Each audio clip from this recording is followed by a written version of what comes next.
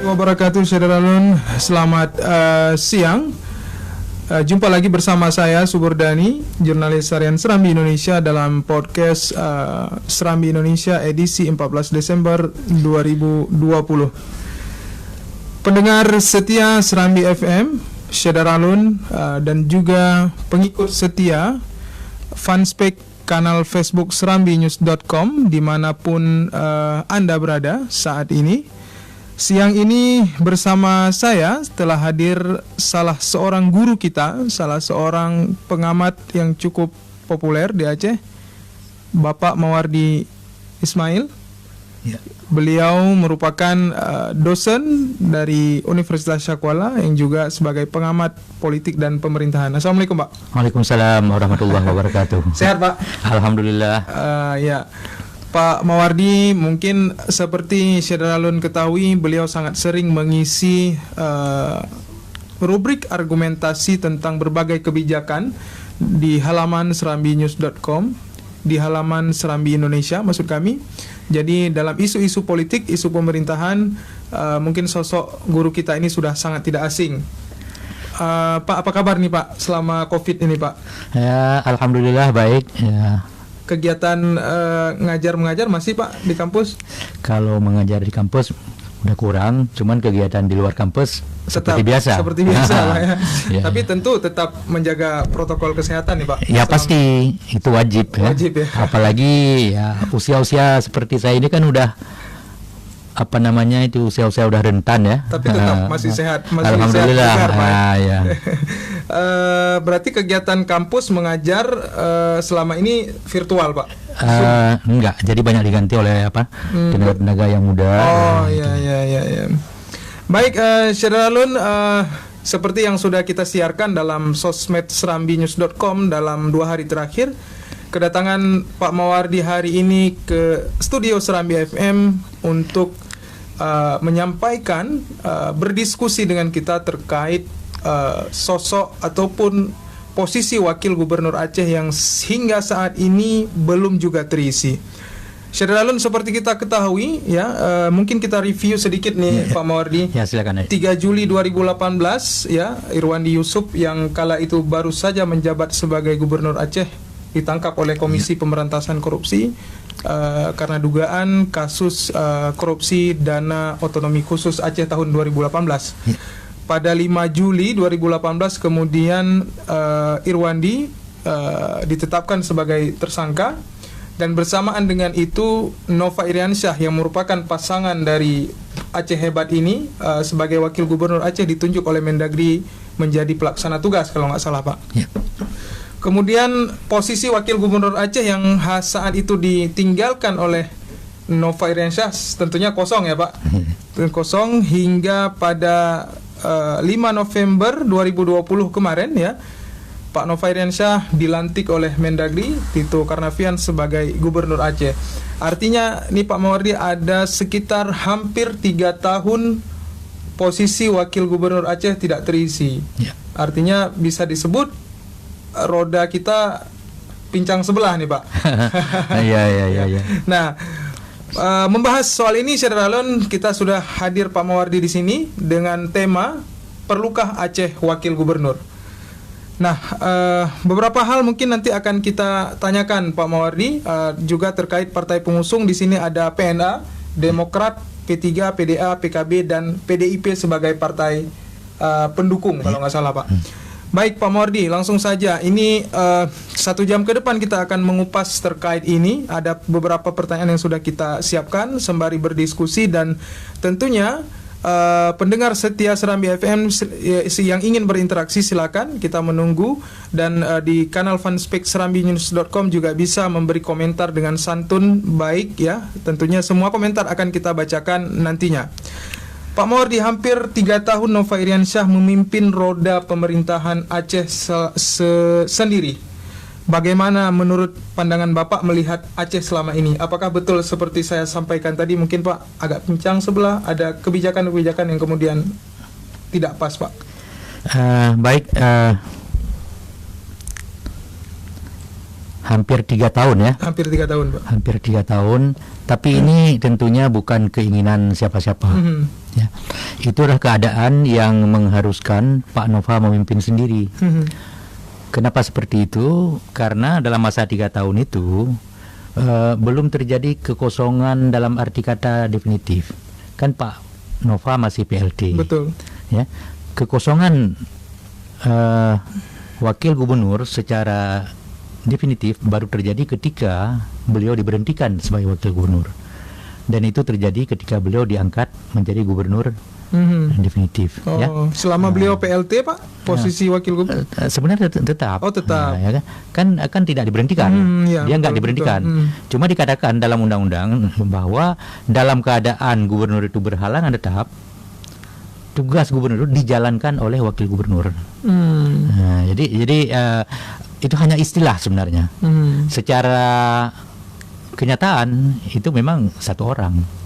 Nah, kalau pertanyaannya apakah menjadi timpang atau tidak, ya itu pasti ya, pastinya begini. Ketika pekerjaan yang dulu dikerjakan oleh 2 orang, ya, tiba-tiba harus dikerjakan oleh 1 orang, bagaimanapun beban itu kan tetap berat ya Pak. Tetap berat ya. Dan apalagi kompleksitas pemerintahan Aceh kita tahu itu luar biasa ya. Sehingga kadang-kadang banyak pekerjaan-pekerjaan yang harus dikerjakan oleh wakil gubernur ya. Misalnya mewakili gubernur itu nggak bisa. Dan akibatnya apa? Ada pekerjaan-pekerjaan yang secara marwah ya, secara martabat itu menjadi kurang pas. Misalnya ketika menghadiri sidang-sidang paripurna DPRD misalnya, DPRA, ya kan? Itu kan DPRA kan, sidang DPRA itu akan menjadi lebih bernilai ya ketika dihadiri oleh gubernur atau wakil gubernur ketimbang ya dihadiri oleh pejabat-pejabat yang lain. Nah, kenapa seperti itu? Karena kita tahu memang ya wakil gubernur itu membantu gubernur. Tapi wakil gubernur sebagai pembantu gubernur tidak sama dengan kepala dinas, sekda juga membantu gubernur. Sama-sama membantu gubernur, tetapi kalau wakil gubernur itu kan bukan bawahan yang diangkat oleh gubernur. Sedangkan kalau kepala dinas dan segala macam itu kan bawahan yang diangkat oleh gubernur. Jadi ada berbeda posisi ya. Jadi oleh karenanya keberadaan wakil gubernur itu menjadi sangat penting ya.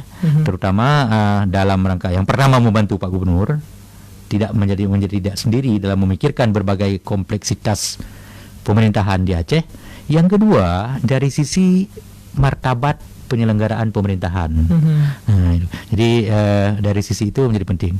Yang berikutnya juga kita pikir bahwa keberadaan wakil gubernur ini kan sudah cukup diperhitungkan ketika undang-undang pemerintahan daerah itu disahkan ya. Kalau dulu kan pernah ada, karena perjalanan wakil gubernur ini dulu pernah ada wakil gubernur, kemudian tidak ada, kemudian ada lagi ya. Dulu malah ketika pernah ada wakil gubernur menjadi ketua DPRD. Iya. Ya kan? Jadi kemudian wakil gubernur hilang, tidak ada lagi. Nah, kemudian tentu para pemikir ya, para pengambil kebijakan itu mempertimbangkan segala macam sehingga sekarang diperlukan kembali wakil gubernur. Nah, pertanyaannya bagaimana 3 tahun yang berlalu begitu saja? Apakah ada dampaknya? Pasti ada. Tetapi kita tidak bisa juga mau mengisi, tidak bisa. Nah, apa alasan tidak bisa mengisi? Karena belum kosong. Belum kosong ya. Ya. Jadi karena belum kosong ya kan dikatakan ketika terjadi kekosongan jabatan wakil gubernur baru boleh diisi. Artinya ketika Pak Nova dilantik diangkat sebagai PLT gubernur dulu Pak 5 Juli, tidak serta-merta kemudian partai pengusung bisa menggodok mencari wakil gubernur. Sebenarnya saya pernah menyampaikan juga di Serambi ya, ketika Pak Nova diangkat, ketika Pak Irwandi berhalangan tetap, dalam arti kata beliau sudah dimulai dalam proses itu, sebenarnya partai pengusung itu harus sudah mulai memikirkan itu. Walaupun secara tidak formal, ya. Sehingga ketika peluang itu terjadi, ketika kekosongan itu terjadi, partai-partai pengusung ini sudah siap. Jadi tidak seperti sekarang.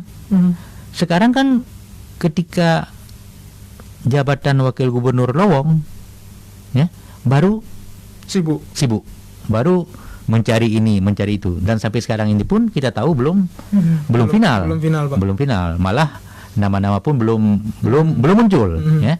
Nah, jadi ini sebenarnya menghambat proses. Ya. Seharusnya kita berharap begitu Pak Nova dilantik jadi gubernur definitif, langsung partai pengusung itu mengajukan calon. Bisa disebut ini sudah terlambat, Pak? Begini, kalau kita lihat, ini menarik ini ya. Pengaturan tentang pengisian jabatan wagub yang lowong itu diatur paling kurang ada undang-undang pemerintahan Aceh, lalu kemudian ada undang-undang tentang pilkada. Undang-undang pilkada ini pertama tentu Undang-Undang Nomor 1 Tahun 2015, ya, yang kemudian itu diatur dalam undang-undang itu diatur pasal 176. 176, Pak. Ya. Nah, pasal 176 ini kemudian diubah dengan Undang-Undang Nomor 10 Tahun 2016. Ya. Ada hal yang menarik dari perubahan ini. Kalau sebelum berubah dalam Undang-Undang Nomor 1 Tahun 2015 itu pengajuan itu katanya dalam jangka waktu 1 bulan. Ketika si gubernur berhalangan tetap. Ketika jabatan wakil gubernur lowong. Jaraknya 1 bulan, Pak. 1 bulan. 1 bulan. Nah, dalam kemudian ini dirubah. Dalam perubahan ini jangka waktu ini nggak disebutkan lagi. Jadi dalam Undang-Undang Nomor 10 2016 tadi, Pak, ya? Nggak disebut berapa lama waktunya. Sehingga dengan demikian orang bisa menafsirkan berarti bebas. Kenapa bebas? Karena semula disebutkan 1 bulan, sekarang dihilangkan 1 bulan itu. Artinya tidak ada batas waktu. Ya. Apakah dengan tidak ada batas waktu ini bisa diusulkan kapan saja? Suka hati? Tentu juga tidak. Ada pertimbangan-pertimbangan efektivitas, ya, dan pertimbangan-pertimbangan yuridis. Kalau pertimbangan efektivitas artinya di situ dikatakan bahwa pengisian jabatan wakil gubernur itu dilakukan apabila, ya, sisa masa jabatan itu lebih dari 18 bulan sejak jabatan itu lowong. Ya, sejak jabatan itu lowong. Dan ini kapan sejak jabatan itu lowong? Yaitu sejak Pak Nova dilantik jadi gubernur. Nah, bagaimana kalau misalnya partai-partai pengusung tidak mengajukan? Tentu tidak jadi juga, kan? Iya. Tidak jadi juga. Jadi oleh karenanya saya sering mengatakan persoalan pengisian ini adalah persoalan politik dan persoalan hukum. Persoalan politik ini adalah masalah keinginan dan kewenangan dari partai-partai pengusung. Persoalan hukum adalah bolehnya ataupun terbukanya peluang untuk mengajukan calon ini. Nah, itu.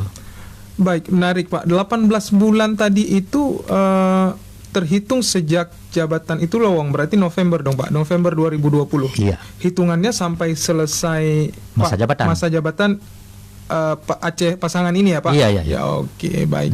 Nah, saudara akan kembali kita kupas beberapa hal lagi tentunya masih dalam kesempatan yang sama dalam podcast ini. Namun sebelumnya kita simak dulu pariwara ataupun iklan yang akan lewat berikut ini.